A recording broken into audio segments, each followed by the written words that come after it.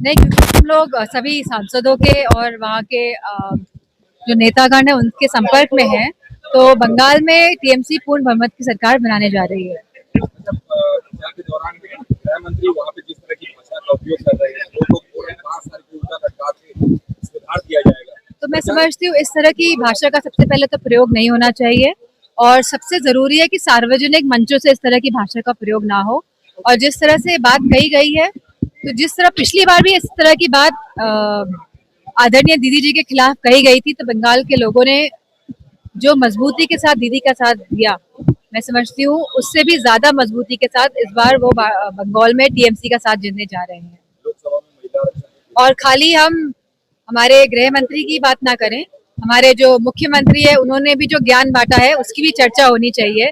किस तरह क्या कहा गया, हिस्ट्री को लेके, जो हमारा इतिहास है उसको लेके क्या कहा गया, कि कौन क्या बातें करे, उसके बारे में भी सवाल पूछ लें तो अच्छा है।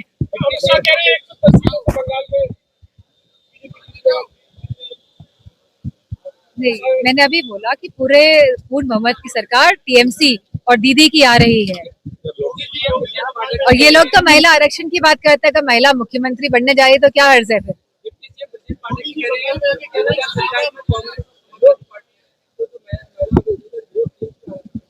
मैंने पहले भी ये बात मैं स्पष्ट रूप से कह चुकी हूँ कि ये महिला आरक्षण बिल 2023 में संसद में सभी पार्टियों के समर्थन से पास हो चुका है। इसमें कोई दो राय नहीं है। इस तरह की भ्रांति, भ्रम और झूठ फैलाने का काम ना करे। और जो वाकई में सरकार का काम है, जो वाकई में गणना करानी चाहिए थी, और अब तो गृह मंत्री ने खुद जातिगत जनगणना कराएंगे, तो मेरा मानना है कि उनको जातिगत जनगणना करानी चाहिए, परिसीमन कराना चाहिए, महिलाओं को आरक्षण देना चाहिए, तभी तो हमारी आरक्षण बनाएंगे। हमने तो ये बात भी कह दी, अगर आपको आरक्षण लागू ही करना है तो ये 543 सीट से आपकी इतनी चिंता है, तो आप ये तो खाली मुखौटा है भारतीय जनता पार्टी का। परिसीमन कराने के लिए ये लोग नहीं चाहते हैं कि जनगणना हो, खाली इसीलिए मुखौटा पहने हुई है सरकार। बहुत ही दुर्भाग्यपूर्ण घटना है कि किस तरह पहले तो एक बेटी जो पिछड़े समाज की थी उसका रेप किया गया, और वो संगीन परिस्थितियों में उसकी मौत हो गई।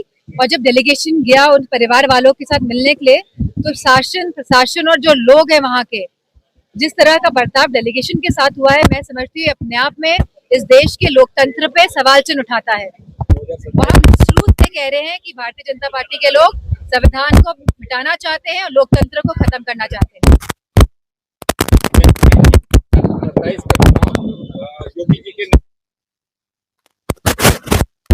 बड़ी चुनौती होगी अगर योगी जी चेहरा होते हैं बीजेपी। अब ये तो भारतीय जनता पार्टी वाले अपने आप में डिसाइड करेंगे कौन चेहरा होता है कौन नहीं। जितने भी मुख्य नेता हैं भारतीय जनता पार्टी के, उनका कोई भी जो लोग हैं, जो वाकई में जो धरातल पे लोग हैं, जो हमारे गरीब किसान है, जो हमारे जवान है, जो हमारी माताएं बहते, उनसे वाकई में कोई संपर्क ऐसा लगता नहीं है, क्योंकि वो जो मूल मुद्दे हैं जनता के, उनको उठाने में असक्षम है। पूरी तरह से ये सरकार असक्षम है।